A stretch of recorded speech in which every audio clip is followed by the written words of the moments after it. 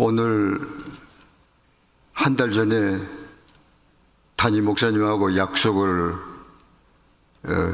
하고 나서 시간이 갈수록 오늘 예배 드리는 것이 3부 3번 예배 드린다는 것이 엄청나게 부담이 되었습니다.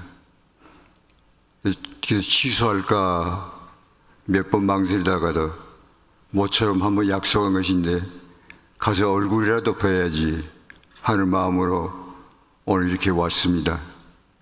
와서 뵈니까 참 반갑고 좋긴 하는데 가까이 보지를 못하니까 좀 미안하고 죄송한 마음이 있습니다. 제 모습이 여러 가지로 불편한 모습을 보여드려서 지팡이를 짚고 또 의자에 앉아서 말씀을 나누게 되어서 대단히 송구스럽습니다. 그래도 우리 아버지 하나님께서 긍휼히 여기시고 이 시간 3부 예배에도 각 사람에게 충만한 은혜를 함께 하실 줄로 믿습니다. 오늘 말씀 제목이 약간 도전적이죠. 가시를 큰 은혜라 하십니까? 어떻게 가시가 큰 은혜가 됩니까? 솔직히 동의하기 어렵죠. 아멘으로 받아들이기가 어렵습니다. 불편합니다.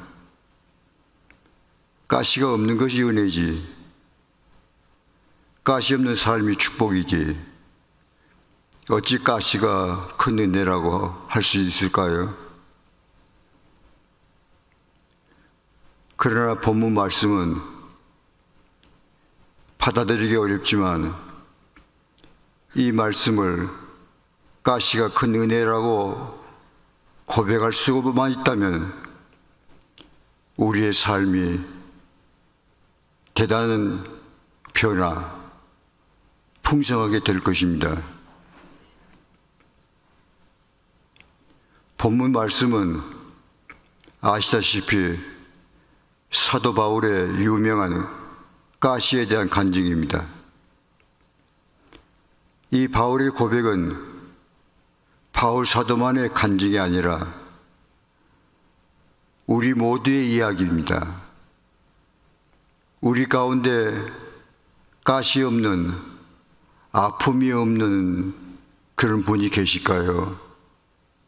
모두 내용은 다르지만 가시가 있고 아픔이 있습니다. 그게 우리의 삶입니다. 오늘 우리의 삶이 그렇습니다. 그런 점에서 오늘 본문 사도 바울의 고백이 바로 우리의 삶의 고백이고 간증입니다. 특별히 제 노후에 여러 가시들이 주어졌습니다. 그렇기 때문에 이 사도 바울의 말씀을 묵상하면서 말씀을 준비하면서 내 이야기고 내 고백이구나 하고 새삼 확인했습니다.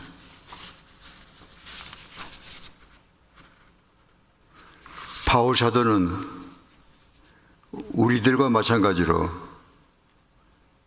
이 가시가 주어졌을 때 처음에는 아주 고통스러워했고 부끄러워했습니다. 이 가시가 얼마나 힘겨웠던지, 이 가시가 없어지기를, 하루속히 없어지기를, 아니면 치유되기를 3번이나 간구할 정도로 했습니다.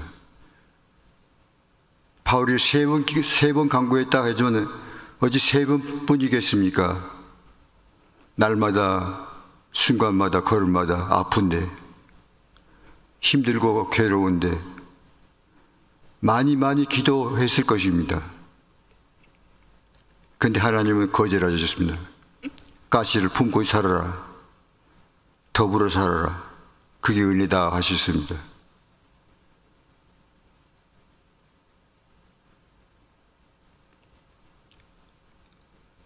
9절에 내 은혜가 내게 족하도다 하셨습니다. 오늘 바울이 받았던 그 은혜가 오늘 이 시간에 우리 모두에게 부어지시기를 절실하게 축원합니다.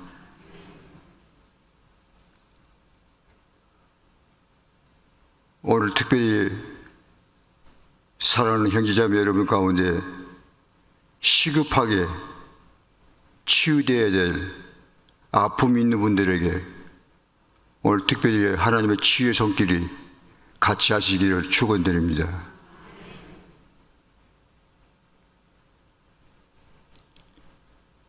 그래야만 우리들 각 사람이 진정한 예배자로 설 수 있기 때문입니다.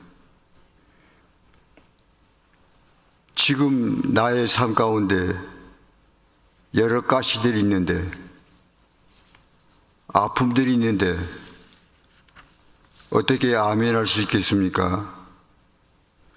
찬양 드릴 수 있겠습니까? 진정으로 예배 드릴 수 있겠습니까? 솔직히 힘듭니다.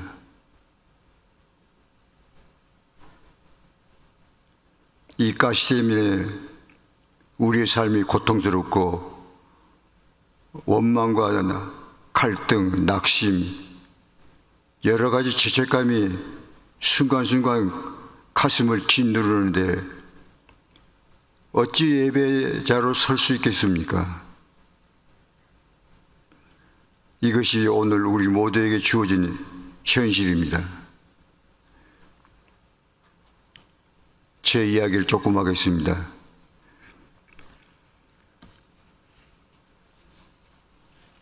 몇 년 전에 저희 가정에 일어난 큰 사고가 있었습니다. 제 안사람이 갑자기 일어난 사고로 몸을 크게 다쳤습니다. 난데없이 몸을 꼼짝 못하게 됐습니다. 아주 고통스러워했습니다. 순식간에 일어나는 대형 사고 앞에 어찌할 바를 몰랐습니다. 온갖 두려움, 낙심, 원망, 그 중에서 제 가슴속에 일어나는 죄책감이 컸습니다. 이 사고가 저 때문에, 제 죄 때문에 일어난 것 같아서 힘들었습니다. 그런 중에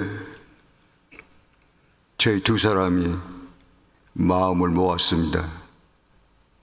그리고 둘이서 결심을 했습니다. 이렇게 고백하기로 작정했습니다. 예수님은 주님이십니다. 예수님은 주님이십니다. 이 고백이 빌립보 2장 11절 말씀에 근거해서 되는 신앙 고백이요, 이 고백 자체가 예배였습니다.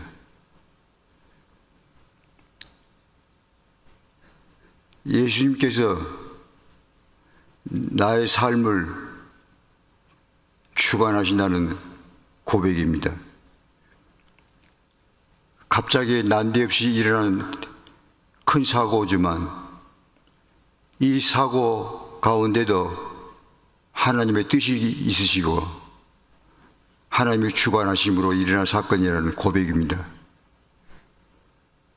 그래서 예수님은 나의 주님이시다.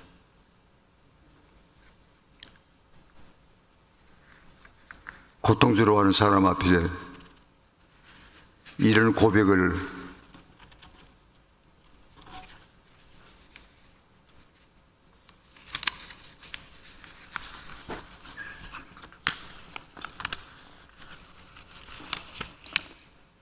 한다는 것이 어처구니 없는 고백 같고 바보 같은 고백이었습니다. 저는 목사였지만 오랜 세월 주님을 섬긴다고 했지만 이 사고를 쉽게 받아들일 수가 없었습니다. 왜 이런 일이 우리 가정에, 저희 가족에 이런 사고가 일어나는가? 솔직히 힘들었습니다. 자세한 내용을 이야기할 수 없습니다. 결론만 말씀드립니다. 나의 주님 예수님께서 긍휼을 베풀어 주셨습니다. 아내의 몸이 점점 조금씩 움직이게 됐습니다. 그리고 치유해 주셨습니다. 지금은 저보다 더 건강합니다. 오늘 이 시간 우리 모두가 아픔이 있고 가시가 있지만 진정한 예배자로 서게 되시기를 축원합니다. 예수님은 주님이십니다 라고 고백을 우리 모두 다시 한번 하겠습니다. 예수님은 주님이시다는 고백은 다른 말로 말하면 예수님께서 나의 삶의 주관자가 되어 주심에 감사합니다라는 고백입니다. 내가 아무리 예수님을 나의 주님이라고 고백하지만 예수님께서 나의 삶을 다스리시고 함께 해주시고 불쌍히 여겨주시지 아니하시면 저의 고백은 허공을 치는 고백일 수밖에 없습니다. 그런데 예수님께서는 나의 삶의 주님이 되어 주셨습니다. 불쌍히 여겨주셨습니다. 함께 해주셨습니다. 그래서 신앙 고백이고 예배가 됩니다. 그럼 이제부터 본론으로 들어가겠습니다. 바울 사도는 어찌해서 그렇게도 고통스러워하던 없애주시기를 3번이나 간구했던 가시를 큰 은혜로 받아들이게 되었는가에 대해서 2가지로 말씀을 나누겠습니다. 성령님께서 말씀을 열어주시기를 축원합니다. 첫째로 가시가 어떻게 쓰임받느냐는 것입니다. 가시의 용도입니다.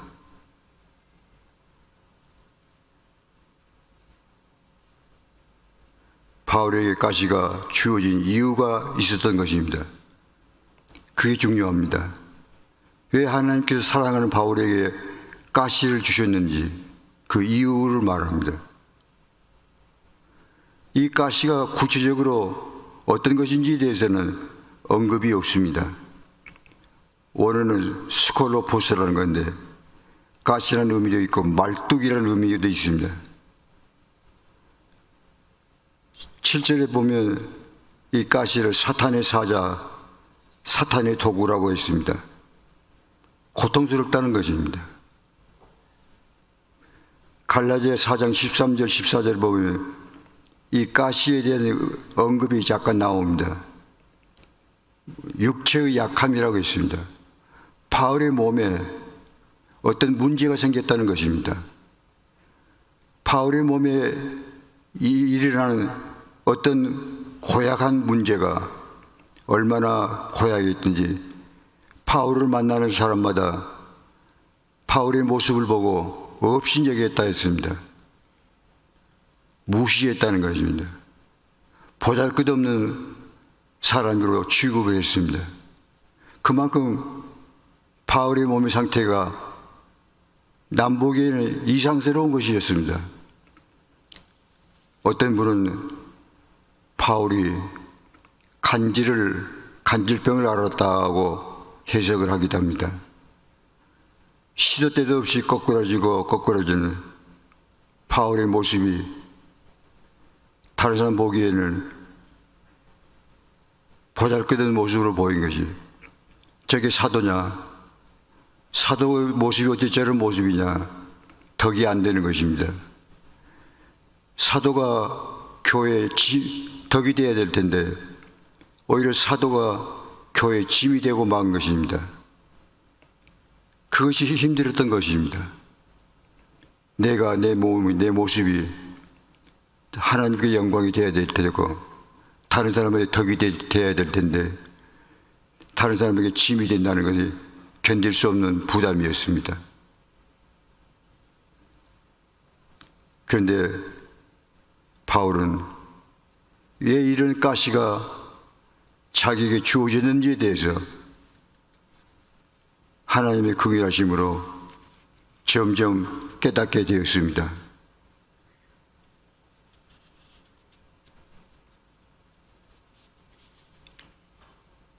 그리고 바울은 가시가 주어진 이유를 깨달을수록 몸서리쳤습니다. 그 이유를 알게 됐을 때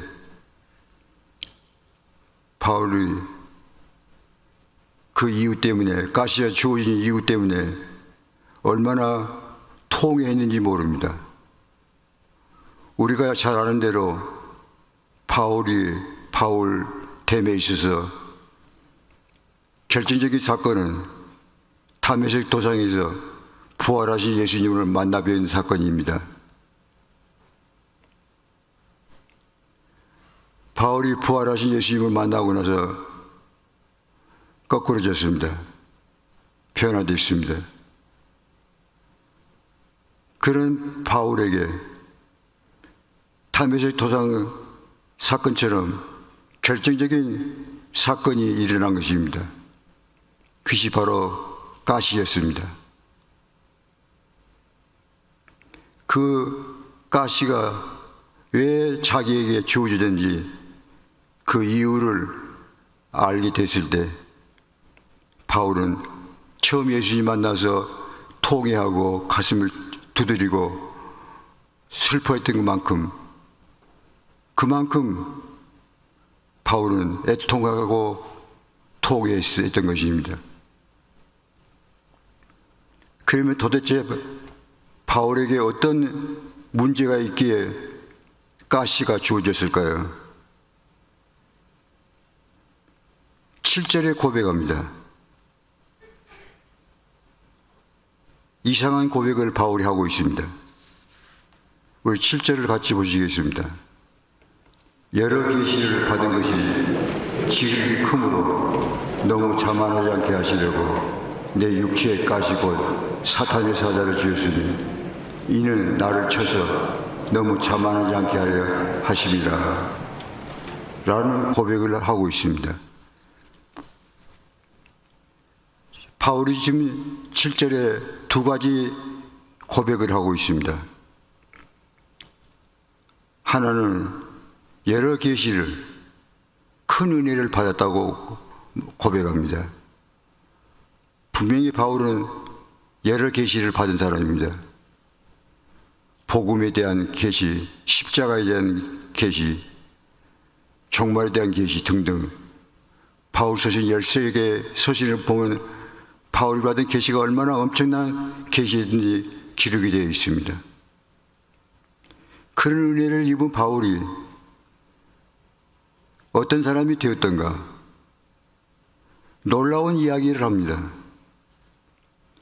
남다른 은혜를 받은 바울 사도가 남다른 은혜를 입은 만큼 더 아름다운 사람, 더 겸비한 사람, 예수님의 성품을 닮아가는 사람이 되어졌어야 함에도 불구하고 바울은 고백을 합니다. 깜짝 놀랄 고백을 합니다. 7절에 두 번이나 거듭 고백하고 있습니다. 자만해졌다. 내가 그것도 너무 자만에 빠졌다. 그래서 바울이 놀란 것입니다. 그리고 이 자만에 빠진 바울을 건져내기 위해서 하나님께서 주시는 방법이 은혜가 바로 가시였다는 것입니다. 비로소 바울이 깨닫게 된 것입니다. 왜 내 몸에 가시가 주어졌는지. 가시에 대해서 바울이 이렇게 표현합니다. 내 몸을 쳐서 자만하지 않게 하시려고 가시를 주셨다고 고백하고 있습니다. 내 몸을 친다는 말은 꺾으신다는 뜻입니다. 하나님께서 바울을 꺾어버린 것입니다. 깨뜨리신 것입니다. 바울로 하여금 자만할 수 없을 만큼 자만의 뿌리까지 뽑아내 버린 것입니다. 아무것도 할 수 없는 바울로 만드신 것입니다.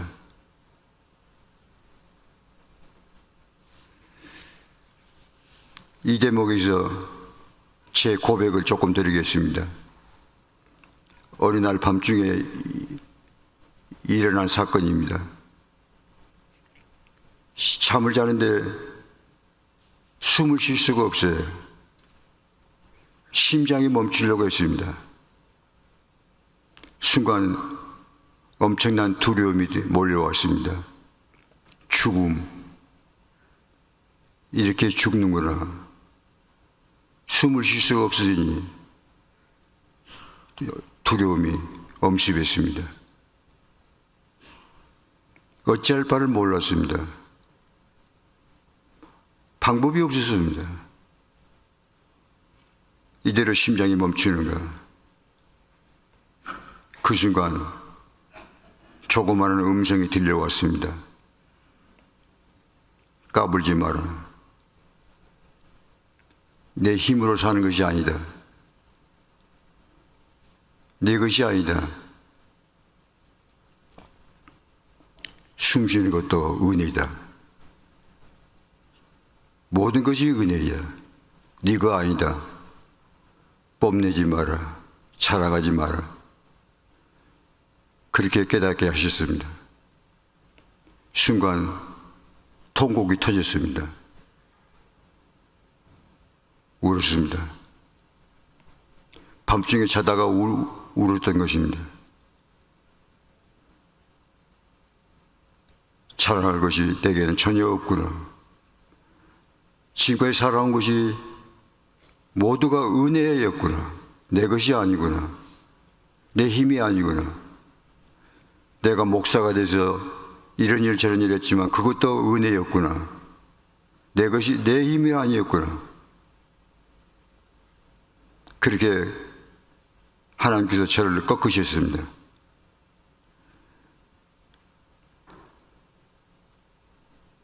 바울에게도 그런 의미에서 하나님께서 가시를 주셨던 것입니다.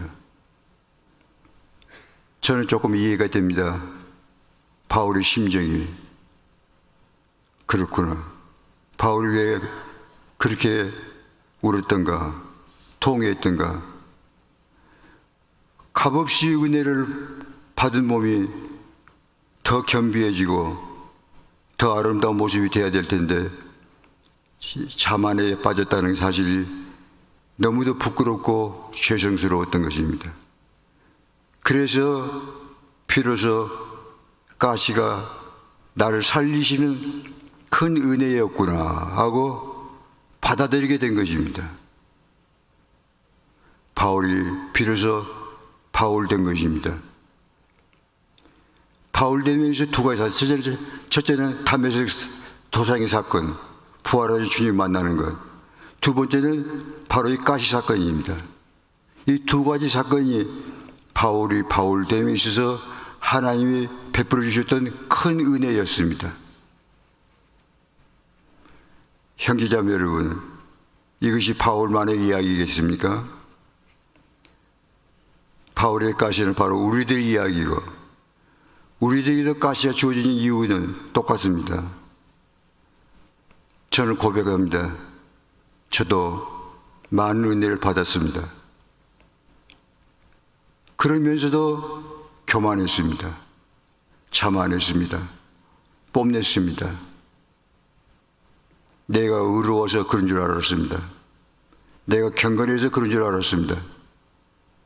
착오했습니다. 하나님께서 그런 저를 꺾어 주셨습니다.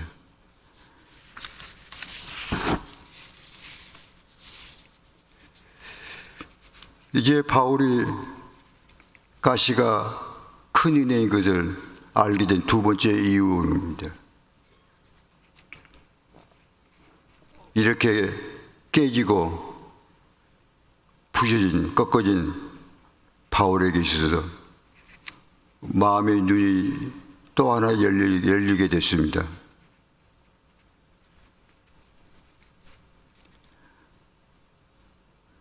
바울이 하나님이 주신 가시 때문에 꺾어진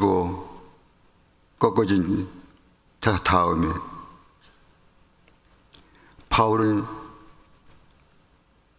작아질 대로 작아지게 됐습니다. 약한 사람이 된 것입니다. 숨을 쉴 수도 없는 사람이 된 것입니다. 이 내 힘이 아니구나.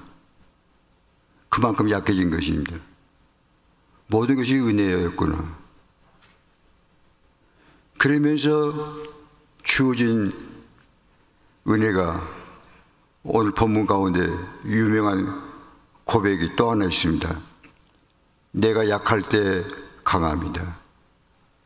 내가 약할 때 그리스도의 능력이 나와 함께 하신다. 라는 이상한 고백을 바울이 하고 있습니다. 무엇을 말하는 것일까요? 도대체 이 바울의 고백은 무슨 의미일까요? 내가 약할 때 강해진다. 내가 약할 때 그리스도께서 나와 함께 하신다. 무슨 고백일까요? 그래서 바울은 그 은혜 안에 들어간 것입니다. 엄청난 은혜였습니다. 바울이 바울에게 하신 하나님의 손길은 약할 때 알게 된 것입니다. 이제 바울이 약할 때로 약해졌습니다. 문자 그대로 아무것도 할 수 없는 사람이 되었습니다. 하루하루 산다는 것이 결코 바울 자신의 힘이 아니었습니다. 내가 무엇인가 한다는 것이 내 능력이 아니었습니다.